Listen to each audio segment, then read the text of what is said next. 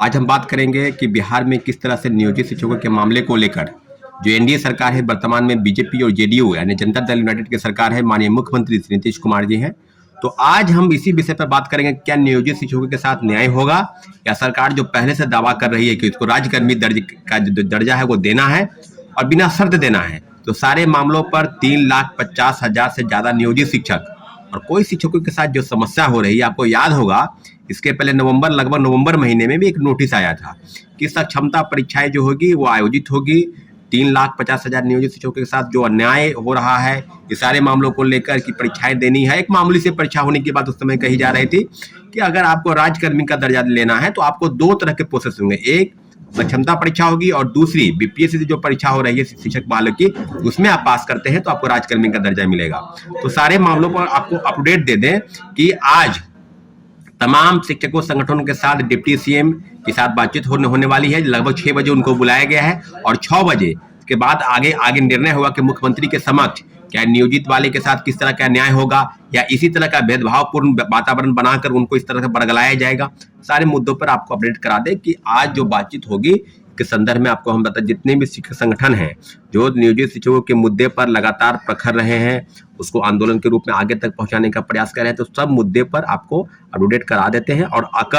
कल हम लोग बसंत पंचमी के अवसर पर भी गए थे, सम्राट चौधरी से मुलाकात हुई, हम थे, शिक्षाविद गुरु एम रहमान और कई शिक्षक अभ्यर्थी साथ में थे। कई मामलों को लेकर 10 सूत्री मांग थी, उसमें नियोजित शिक्षकों की संख्या पर बात हुई कि इनको राज्यकर्मी का दर्जा देना है, परंतु एक चिट्ठी ने सारे चीजों पर जो चिट्ठी निकला है बीपीएससी शिक्षा विभाग द्वारा कि नियोजित शिक्षकों की परीक्षाएं होगी, बिहार विद्यालय परीक्षा समिति परीक्षा लेगी। अगर उस परीक्षा में आप फेल कर जाते हैं तो आपको जिस सेवा में है उस सेवा से आपको निकाला जाएगा। इसके पहले जो 2-2.5 महीना पहले नोटिस आया था उसमें था कि आपको परीक्षाएं देनी है, परीक्षा अगर आप फेल कर जाते हैं तो अगर आप जो नियोजित है तो नियोजित ही रह जाएंगे, यानी उसी संपर्क में वो रहेंगे। राज्यकर्मी का दर्जा आपको तब मिलेगा जब 3 बार परीक्षा में बैठकर आप पास करते हैं। तो अभी जिस तरह का नोटिफिकेशन जारी हुआ है इस संदर्भ में जो आगे की बातें होंगी उसकी में यह है कि नोटिफिकेशन में जो जिक्र है जिस बात का कि आपको सेवा से मुक्त किया जाएगा, इस बात पर लगातार विरोध हो रहा है और विरोध होना भी चाहिए, क्योंकि कितनी परीक्षा देंगे, दक्षता परीक्षा दिए, डिपार्टमेंटल परीक्षाएं हुई, आगे की परीक्षाएं होंगी, क्या होगा।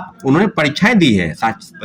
दक्षता परीक्षा दी, फिर पात्रता परीक्षा दी और तब सेवा में आपके नोटिफिकेशन के अनुसार ही सारी परीक्षाओं को पास करने के बाद वो शिक्षक बने हैं। और कोई व्यक्ति 57 साल, कोई 58 साल, 59 साल, 60 साल के होने वाले हैं और उनको ही कहा जाए कि आप ऑनलाइन परीक्षा दीजिए, ऑनलाइन परीक्षा में पास करेंगे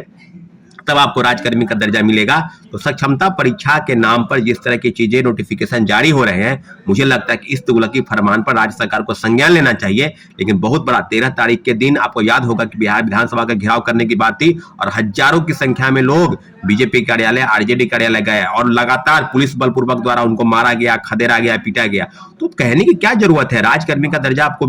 लेना है, राज्यकर्मी का दर्जा आपको चाहिए, इस तरह की चीजों पर अगर सरकार संज्ञान नहीं लेती तो मुझे लगता है कि सरकार को संज्ञान लेना चाहिए। जिस तरह के वक्तव्य हम लोग भी कल मिलने गए थे 10 सूत्री मांग को लेकर, उसमें एक मांग थी नियोजित को राज्यकर्मी का दर्जा देना है, दूसरी तरफ मांग थी कि बीपीएससी द्वारा जो परीक्षाएं आयोजित हो रही है, शिक्षक बहाली, यूनिवर्सिटी अपियरिंग, डीएलएड अपियरिंग और कई बीएड वाले का सेशन लेट चल रहा है, उनके अपियरिंग के बात को लेकर थी मामले, उस पर लिए जो फॉर्म अप्लाई हो रहा है उनको मौका नहीं मिल रहा है। तो सारी चीजों पर अपडेट करना है, लेकिन नियोजित वाले को राज्यकर्मी का दर्जा के साथ साथ बीपीएससी सिविल सेवा में उम्र बढ़ाने को लेकर भी बातचीत हुई है कि 37 वर्ष से बढ़कर 40 वर्ष किया जाएगा, क्योंकि देश के तमाम राज्यों ने अपनी सिविल सेवा की उम्र में बढ़ोतरी की है। तो नियोजित वाले के साथ जो अन्याय भूतपूर्ण वातावरण है उसको ठीक करने के लिए आज बैठक होगी। बैठक पर पूरे 3,50,000 नियोजित शिक्षकों की निगाहें हैं कि सरकार क्या आगे निर्णय लेगी या निर्णय लेगी उनके पक्ष में, या इसी तरह के तो उनको बरगलाया जाएगा, उनके खिलाफ काम होगा। मुझे लगता है कि सरकार के समक्ष उम्मीदें जो है वो आनी चाहिए और हम लोग भी उम्मीद बना के रखे हैं कि आज कुछ न कुछ फैसला आगे